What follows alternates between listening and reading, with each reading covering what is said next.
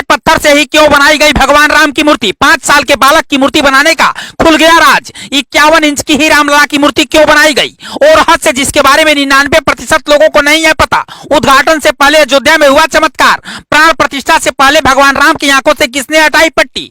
रामलला के दर्शन करके पूरा देश खुशी से झूम रहा है, लेकिन काले पत्थर से ही भगवान राम की मूर्तियां क्यों बनाई गई जानते हैं आप?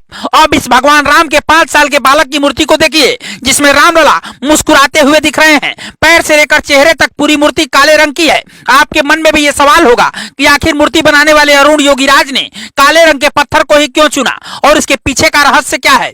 आमतौर पर हम किसी भी काली वस्तु को शुभ नहीं मानते हैं, ऐसे में भगवान की मूर्ति काले रंग की क्यों बनाई गई? वजह जानकर आप भी हैरान रह जाएंगे।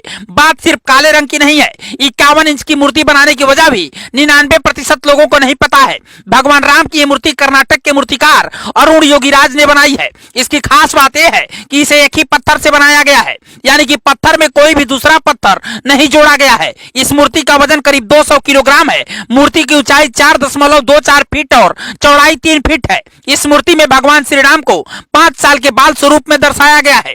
रामलला की सुंदर मूर्ति में भगवान विष्णु के 10 अवतार देखने को मिल रहे हैं। ये 10 अवतार हैं मत्स्य, कूर्म, वराह, नरसिंह, वामन, परशुराम, राम, कृष्ण, बुद्ध और कल्कि। मूर्ति को अगर आप ध्यान से देखेंगे तो इसमें आपको भगवान विष्णु के सभी अवतार नजर आएंगे। ऐसा इसलिए है क्योंकि भगवान राम भी विष्णु के ही अवतार थे।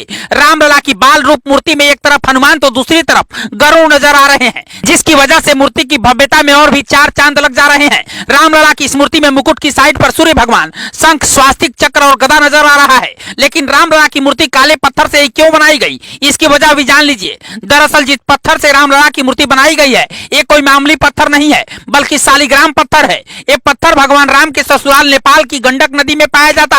शालिग्राम पत्थर को बहुत ही शुद्ध माना जाता है और हिंदू धर्म के लोग अपने घरों में इस पत्थर की पूजा करते हैं। माना जाता है कि शालिग्राम पत्थर में भगवान विष्णु विराजमान होते हैं और भगवान राम विष्णु के अवतार हैं। इसीलिए इसी शालिग्राम पत्थर से रामलला की मूर्ति बनाई गई है।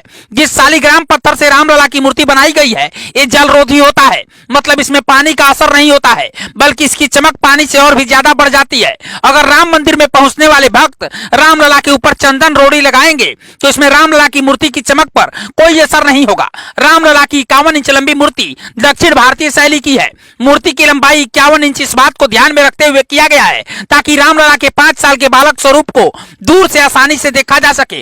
राम मंदिर के गर्भगृह में जब रामलला की मूर्ति लगाई गई, उस दौरान उनकी आंखों में पट्टी बंधी हुई थी। ये पट्टी 22 जनवरी को प्राण प्रतिष्ठा के बाद हटाई जानी थी, लेकिन अचानक सोशल मीडिया पर रामलला की मूर्ति प्रकट हो गई। मतलब प्राण प्रतिष्ठा से पहले ही रामलला के दर्शन हो गए। लेकिन ऐसे कैसे हुआ, इसके बारे में भी चलिए अब आपको बताते हैं। इस तस्वीर को देखिए जो इस वक्त राम मंदिर के गर्भगृह में रखी हुई है। इस मूर्ति में रामलला की आंखों में पट्टी बंधी हुई है। ऐसा इसलिए किया गया है कि 22 जनवरी को जब प्राण प्रतिष्ठा होगी, उसके बाद ही आंखों से पट्टी हटाई जाएगी। लेकिन जिस वर्कशॉप में रामलला की मूर्ति बनाई गई, वहीं से तस्वीर वायरल हुई है, जिसकी वजह से 22 जनवरी से पहले ही पूरे देश और दुनिया में रामलला के दर्शन हो गए। हालांकि अब भगवान राम की मूर्ति को लेकर राजनीति भी शुरू है।